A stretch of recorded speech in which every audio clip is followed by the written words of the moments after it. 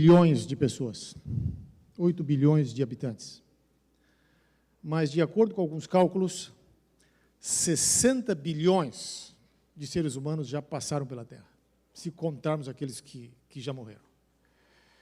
É um número extraordinariamente grande, mas destes 60 bilhões que já passaram por a Terra, inclusive aqueles que estão vivos hoje, muito poucos conseguiram fazer, de fato, algum impacto sobre a história humana.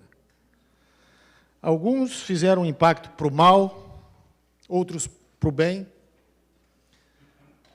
mas muito poucos conseguiram, de fato, se destacar e se sobrepor à massa maior da população humana. Mas há um nome que se sobressai acima de qualquer outro nome. E este nome é Jesus Cristo. Ele nunca escreveu um livro, mas milhares de livros já foram escritos sobre ele, milhares de livros estão sendo escritos sobre ele. E filósofos, e teólogos, e artistas estão sempre pensando, refletindo, escrevendo, produzindo alguma coisa sobre ele. As melhores obras de arte que nós podemos ver nos museus hoje são inspiradas em Cristo. As músicas mais bonitas, os hinos mais belos, são inspirados em Cristo, como nós acabamos de cantar aqui alguns. Os textos mais belos que podemos ler são aqueles que se focam, apontam e mostram a Cristo, como nós temos nas Sagradas Escrituras. Assim, Jesus Cristo é o nome que está acima de qualquer outro nome. E nessa manhã, eu resolvi escolher para a gente refletir um texto, um dos vários textos da Bíblia, que falam sobre Cristo, que exaltam a Cristo, que refletem sobre Ele e que fazem-nos um apelo para que nós nos relacionemos com Ele. E esse texto está em primeira carta de Paulo aos Colossenses, primeiro aos Colossenses, e eu vou ler a partir do verso 9 até o verso 20. Na língua original, em grego, do verso 9 ao 20, é apenas uma oração, aliás, uma sentença, não existe ponto, é um texto só. E você sabe que você lê uma oração com mais de 25 palavras, já é difícil para o cérebro absorver.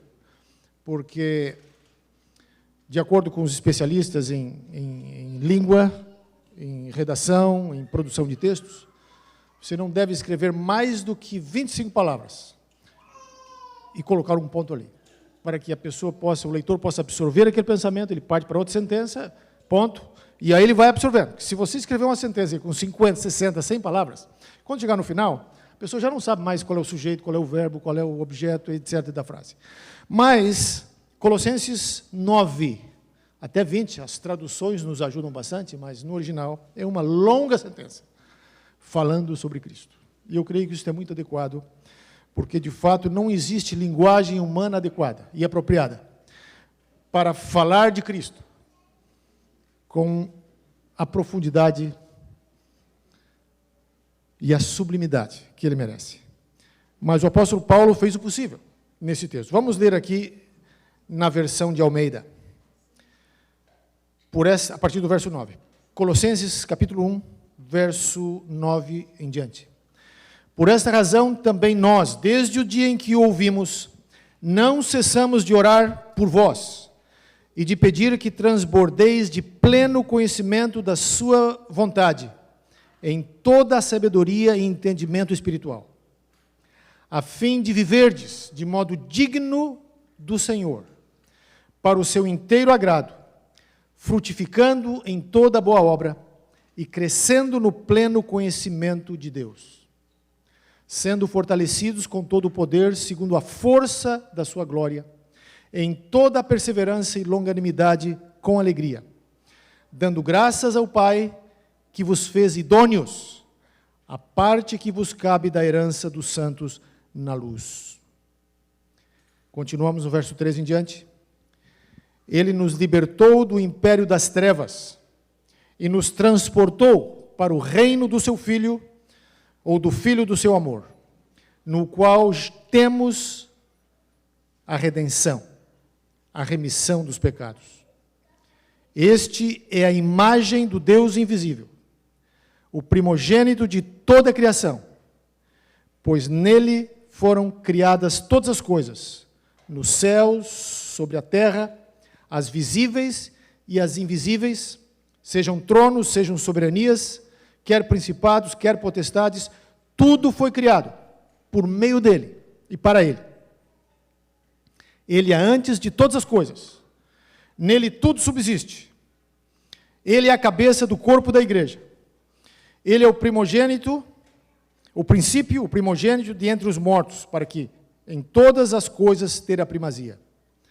Porque aprouve a Deus que nele residisse toda a plenitude, e que, havendo feito a paz pelo sangue da sua cruz, por meio dele, reconciliasse consigo mesmo todas as coisas, quer sobre a terra, quer nos céus. Nesse texto, queridos irmãos, nós temos aqui uma exaltação de Cristo, uma reflexão sobre Cristo, como poucos textos o fazem. Temos várias passagens bíblicas que falam sobre Jesus, temos os evangelhos que contam as histórias de Jesus, temos o evangelho de João, que começa descrevendo Jesus desde a eternidade. Mas eu diria que o texto de Paulo, que nós acabamos de ler, onde fala que Jesus é a imagem de Deus, é o primogênito de toda a criação, e aquele que tudo criou e no qual convergem todas as coisas, tanto do céu quanto da terra. Esse texto é um dos mais sublimes textos que nós encontramos nas Escrituras, exaltando o nome de Jesus Cristo. Há três coisas sobre Jesus que nós podemos aprender dessa passagem. A primeira delas, e eu vou me focar apenas em alguns versos aqui, está no verso 15, onde o apóstolo diz assim: este é a imagem do Deus invisível, o primogênito de toda a criação. O que nós aprendemos aqui é que Jesus é o único que revela o Pai. Ninguém pode revelar a Deus como Jesus Cristo. E a razão é simples. Ele é a imagem de Deus. Digamos assim que ele é a fotografia de Deus. Quem olha para Jesus está olhando para Deus. De outra forma, nós jamais teríamos condições de conhecer a Deus. Tamanha a sua grandeza, tamanho o seu poder, tamanha a sua glória, que ele precisou concentrar essa glória no seu Filho, mandar ele para a terra para nascer aqui, para que através dele, contemplando aquela foto viva, nós pudéssemos conhecer a Deus. Então Jesus veio ao mundo para, entre outras coisas, que nós vamos ver depois, revelar o Pai. E ele é o único capaz de revelar a Deus. Quem não conhece a Jesus não conhece a Deus. E aqui temos um aspecto muito importante. Existe hoje um pluralismo religioso no mundo. Existe a ideia de que toda e qualquer religião é um caminho a mais para Deus. Não importa se é budismo, se é hinduísmo, se é islamismo, todas as religiões levam para Deus. Tem uma organização chamada o Parlamento das Religiões. E eles vão se reunir agora em Chicago, creio que, não sei se é agosto, setembro, outubro, por aí, eles têm uma grande reunião. E é um concílio de representantes de várias religiões, para se unir, para tentar encontrar formas de conviver em paz, para tornar o mundo um lugar um pouco melhor.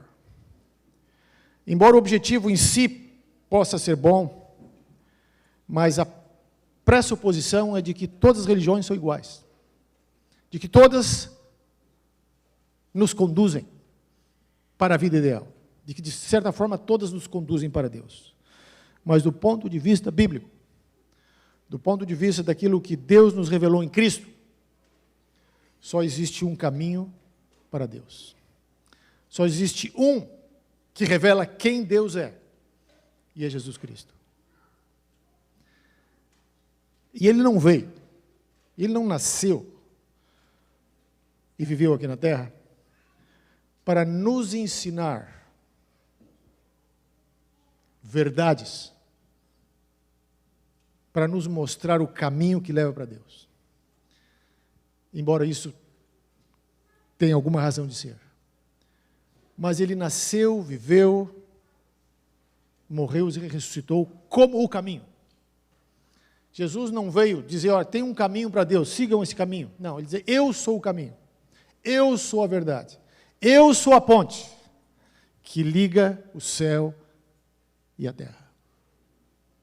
Assim, meus queridos, do ponto de vista da mensagem do Evangelho, do ponto de vista daquilo que a Bíblia nos ensina, só existe um caminho, só existe uma verdade. E essa verdade está centralizada, concentrada, focada em Jesus Cristo, porque Ele é o único que revela o Pai.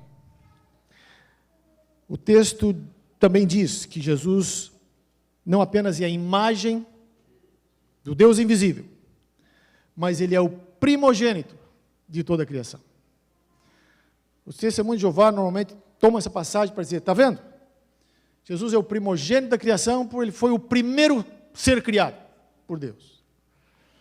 Mas, de fato, quando a Bíblia fala que Jesus é o primogênito, ela não está dizendo que Ele foi o primeiro criado. Ela está dizendo que Ele é o mais importante. Primogênito aqui quer dizer posição, quer dizer status. Jesus, no contexto geral da criação, Ele é aquele que está acima de tudo, porque através dele tudo foi criado. Portanto, Ele é o Criador. E esta é uma das verdades mais importantes e mais fundamentais da Bíblia. Jesus é o único ser humano que, se você encontrasse com Ele quando Ele estava ali no templo, quando Ele tinha 12 anos, e você perguntasse para Ele, qual é a tua idade? Ele poderia dizer, de parte de mãe eu tenho 12 anos, mas de parte de pai eu sou mais velho que a minha mãe, e tão velho quanto meu pai. Só Jesus poderia dizer isso, porque Ele precede a tudo e a todos, e Ele é um com Deus. Então essa é um dos aspectos mais fundamentais e mais importantes da religião bíblica, do cristianismo, e eu diria do adventismo também, porque nós ensinamos essa doutrina. Esta noção de que só tem um caminho que nos leva para Deus. Esse caminho é através de Jesus Cristo. E Jesus Cristo é Deus, é divino, é eterno, é um com o Pai. E Ele somente pode revelar o Pai. O outro aspecto que nós aprendemos sobre Jesus dessa passagem está a partir do verso 16, que o texto diz, pois nele foram criadas todas as coisas, nos céus e sobre a terra, as visíveis e as invisíveis, sejam tronos, sejam soberanias, quer principados, quer potestades, tudo foi criado por meio dele e para ele. E vejam o verso 17. Ele é antes de todas as coisas, nele tudo subsiste. Outras versões dizem que Ele é que sustenta todas as coisas. Em outras palavras, Jesus é que sustenta todo o universo. Quando nós falamos, por exemplo, sobre leis da natureza, quando nós falamos sobre a lei da gravidade e as diferentes leis que regem o funcionamento do mundo físico, de fato, de uma perspectiva bíblica, teológica, estas leis não são leis naturais. Essas leis são todas controladas, sustentadas e governadas por Jesus Cristo. Existem fórmulas na natureza. Por exemplo, se você pegar um círculo perfeito, medir o círculo e dividir este círculo pelo raio, mede o raio, vai dar um número 3.14, 3.1 5, alguma coisa assim. Mas esta é uma constante, não importa o tamanho do círculo. Pode ser do tamanho da Terra. Divide o círculo pelo raio, vai dar 3,14 e por aí vai. O mais interessante é que este número, essa constante que se chama π, ela é utilizada para formas, para calcular cabos de energia elétrica, vários tipos de sistemas que se usam em eletrônica. Os engenheiros usam muito essa fórmula, o π, e quem estuda matemática usa isso. Por que existe essa fórmula? E ela é sempre a mesma. Porque alguém fez, alguém sustenta. E do ponto de vista deste verso, Jesus Cristo é aquele no qual tudo subsiste. Todas as leis físicas, todas as constantes do universo, elas dependem de Jesus Cristo para existirem. Tanto na macroestrutura do universo, como na microestrutura da nossa célula. De acordo, pelo menos com algumas coisas que eu andei lendo, dizem que nós temos no nosso corpo 300 bilhões de células. 300 bilhões de células. E dentro de cada célula, no núcleo da célula, existe uma coisa lá que se chama DNA. Ali é uma sequência de códigos, onde está inscrito, estão todas as informações sobre aquele indivíduo. Cor do cabelo, cor dos olhos, tamanho do braço, da perna, tudo, está tudo ali naqueles códigos. Se a gente fosse tomar aquilo ali, aqueles códigos, e escrever em papel e transcrever aquilo, há vários cálculos. Alguns dizem que seriam milhares e milhares de páginas para escrever todo aquele código. Cada célula, cada uma dessas 300 bilhões de células lá no seu núcleo, tem aquele código aí. Quem fez isso? Quem controla?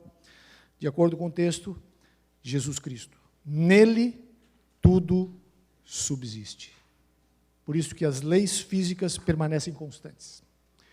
E de acordo com os estudiosos, a ciência, as leis naturais, as constantes que fazem com que o universo permaneça organizado, que fazem com que a Terra gire ao redor do Sol de forma constante, que o Sol nasça todo dia, nem se aproxime do Sol, nem se afaste do Sol, para que a temperatura seja suportável, para que haja vida na Terra, é algo milimétrico, é um número, uma fração extremamente mínima.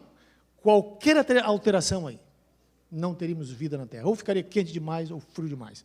Quem sustenta isso? Jesus Cristo. Tudo foi criado por meio dele e para ele. Ele é antes de tudo. Ou ele é antes de todas as coisas.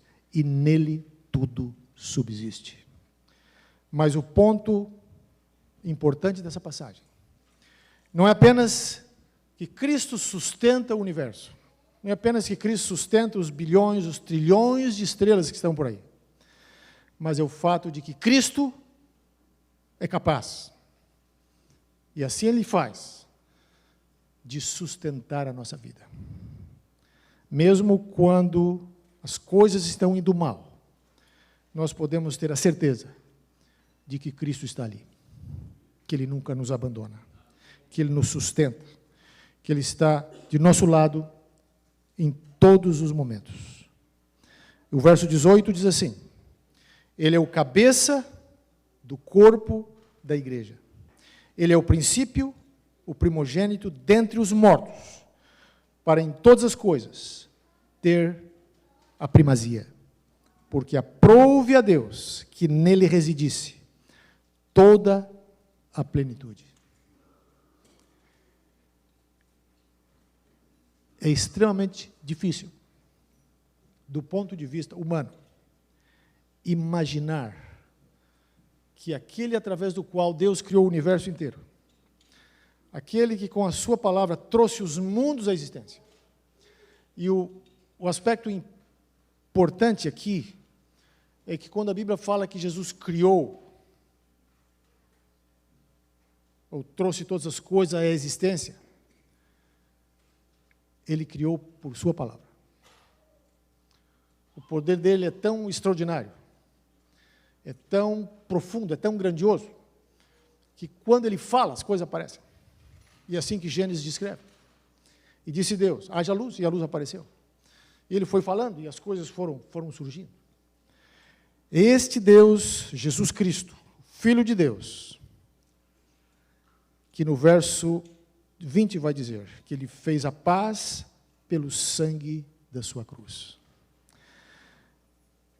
E se os outros dois pontos que nós vimos, somente Jesus revela o Pai, somente Jesus governa o universo, sustenta todas as coisas.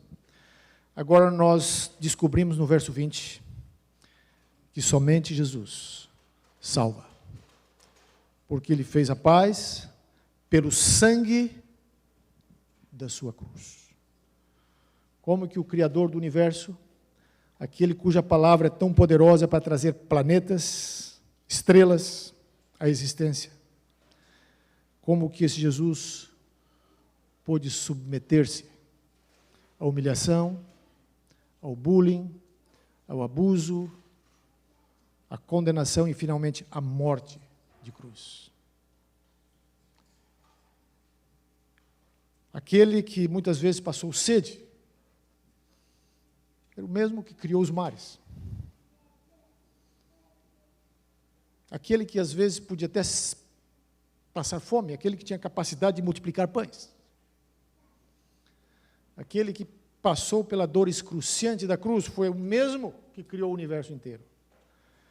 Então, meus irmãos, é por isso que a Bíblia nos convida para que nós dediquemos a Cristo a nossa fidelidade, a nossa lealdade, para que nós o sigamos, não importa quanto sacrifício isto exija.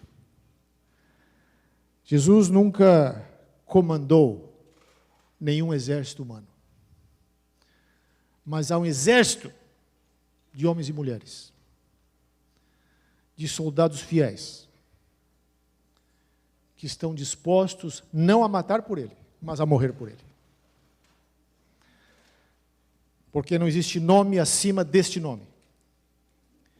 E voltando algumas páginas na Bíblia, na Epístola aos Filipenses, no capítulo 2, verso 10 e 11, o mesmo apóstolo Paulo diz: para que ao nome de Jesus se dobre todo o joelho, nos céus, na terra e debaixo da terra, e toda língua confesse que Jesus é o Senhor, para a glória de Deus Pai. Jesus, meus queridos irmãos, meus queridos jovens, Ele quer não apenas um lugar na nossa vida. Ele quer não apenas ser mais um entre as várias prioridades que nós temos. Ele não quer ser apenas uma das muitas prioridades que nós temos. Mas Ele quer ser o primeiro. Ele quer ser o mais importante, o mais proeminente. E a Ele nós devemos amar acima de todas as coisas. Porque é somente quando nós colocamos Jesus em primeiro lugar que nós vamos amar corretamente aqueles que estão em segundo lugar. E quando você coloca a sua esposa, a sua família em primeiro lugar, você jamais vai amá-los como você deveria. Mas quando você coloca a Jesus em primeiro lugar, é o amor de Jesus que vai determinar a forma como você vai amar os seus queridos.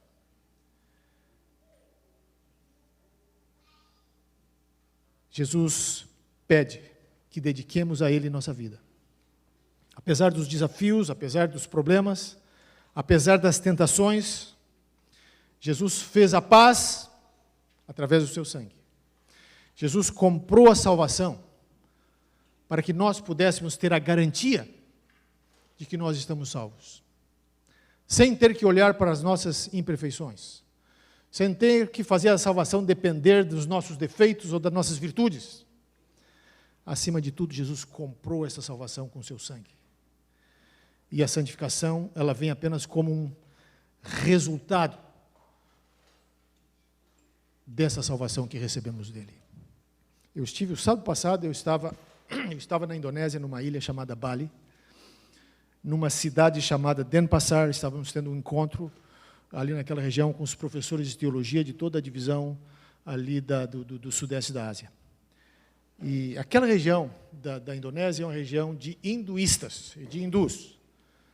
E então nós tivemos a oportunidade de de ver ali como as coisas estavam acontecendo, até de visitar alguns lugares ali turísticos, e podemos ver vários templos hindus, e ver famílias inteiras chegando lá com oferendas para os deuses hindus, porque o hinduísmo é politeísta, de certa forma, embora eles entendam que toda a realidade, em última instância, é uma só, mas tem uma multiplicidade de deuses. E para o hindu, a realidade humana, a realidade da vida, ela é cíclica, ou seja, se nessa vida você for uma pessoa que fizer boas obras, for uma pessoa bondosa, etc., na próxima encarnação, depois que você morre, você se encarna de novo, você vai nascer, talvez seja uma pessoa mais próspera, você vai nascer talvez numa casta superior, e por aí vai, você vai subindo até o momento que você se encontra com Deus. Mas se você for uma pessoa má, na próxima vida você pode nascer até uma barata. Você pode nascer uma vaca, pode nascer, enfim, qualquer animal. E é por isso que os hindus não comem, muitas vezes, certos animais, vacas, por exemplo, porque ele tem medo de comer a vaca, mas de repente ali é a encarnação da avó dele. Então isso é um problema. Então é essa visão cíclica, assim é o hinduísmo. No hinduísmo não existe esperança de um salvador. Tudo vai pelas obras. Você tem que fazer o melhor para tentar nascer na próxima encarnação melhor. E se você der azar, você nasce uma barata, ou nasce um sapo, ou nasce um rato. Mas, do ponto de vista bíblico, a realidade não é circular, é linear. Tem um princípio, tem uma criação. Houve uma queda, mas Deus enviou o seu Filho para nos salvar. E Jesus Cristo veio, o próprio Criador de todas as coisas, para morrer por nós. E Ele nos oferece, de graça, aquilo que para os hindus, para os budistas e para muitas outras religiões custa tão caro. Aquilo que muitas vezes eles se esforçam e passam a vida toda lutando para alcançar pelas suas próprias obras, mas não conseguem. E por isso, meus queridos jovens irmãos, explicar Jesus é impossível. Ignorar Jesus é um desastre. Negá-lo é fatal. Demos a Jesus, entreguemos nossa vida a Ele. Apesar dos desafios e problemas que nós enfrentemos neste mundo, nós podemos avançar firmes, com a certeza de que nós temos um Deus que nos ama, um Deus que enviou o seu único Filho, Jesus Cristo, o Criador de todas as coisas, para morrer por nós, porque somente Ele é capaz de nos reconciliarmos com Deus.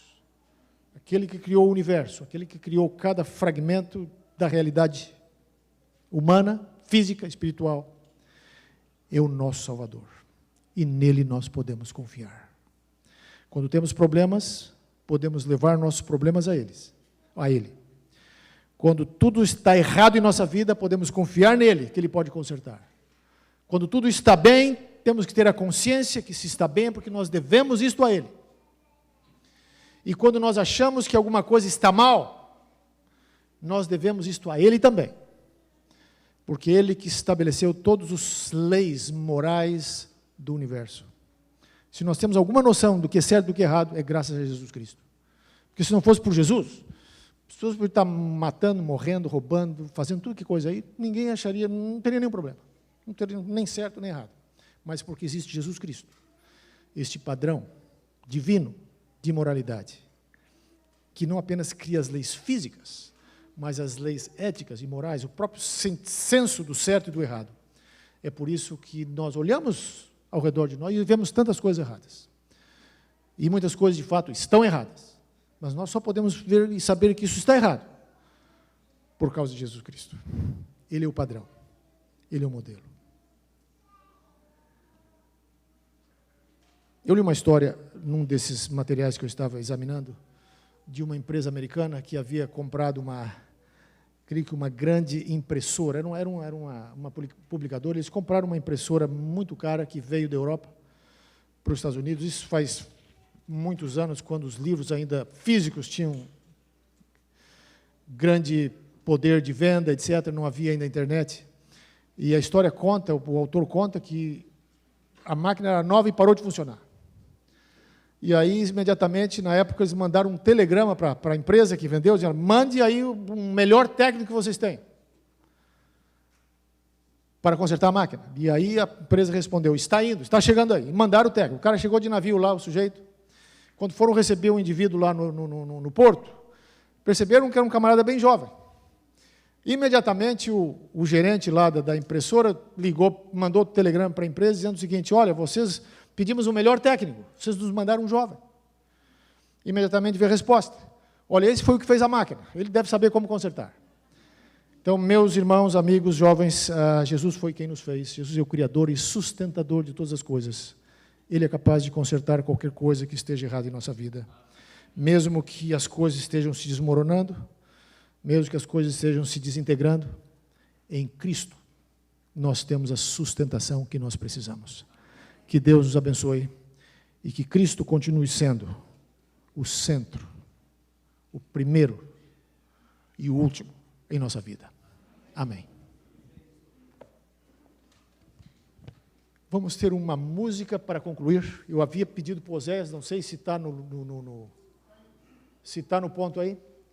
Eu gostaria de que a gente cantasse juntos aquela música que era do Inário Velho, ou Inário Antigo, agora já é antigo. Leva tu contigo o nome, precioso nome de Jesus. Vamos cantar juntos. E ao cantarmos essa música, nós assim respondemos a este apelo que a Bíblia nos faz, que Jesus nos faz, para que Ele seja o primeiro em nossa vida.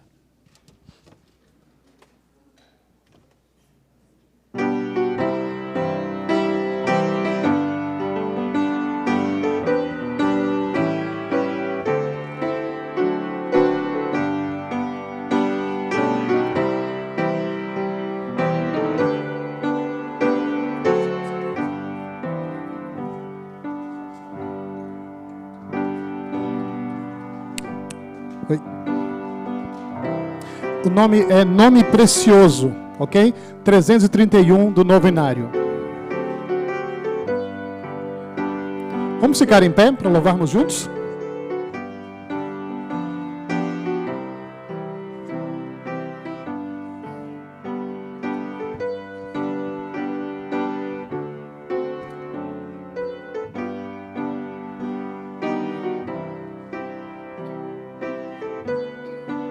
É do Novo Inário.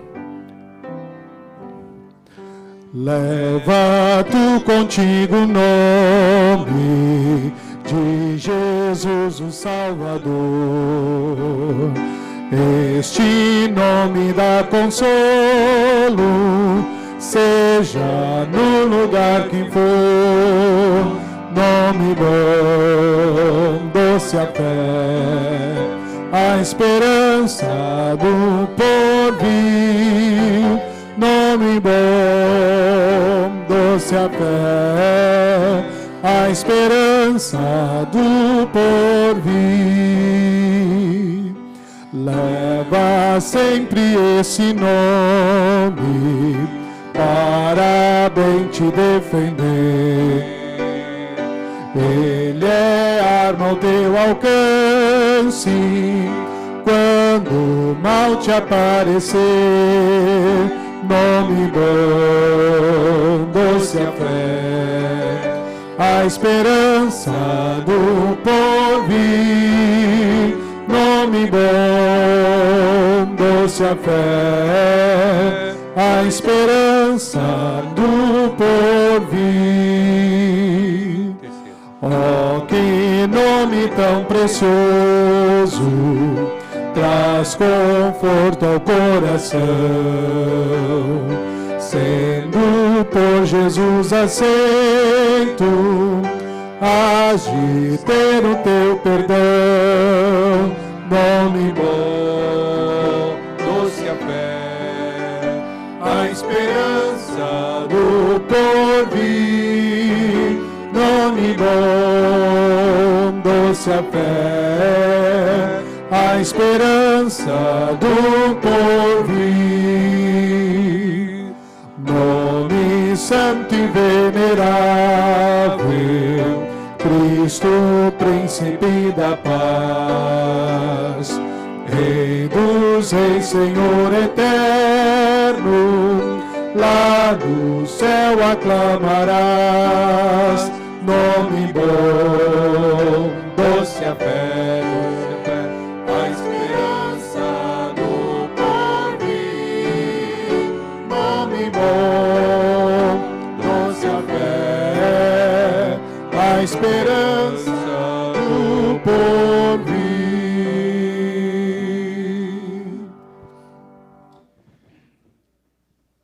Que o amor de Deus Pai, a graça do Senhor Jesus Cristo e a comunhão do Espírito Santo sejam com todos vós. Amém.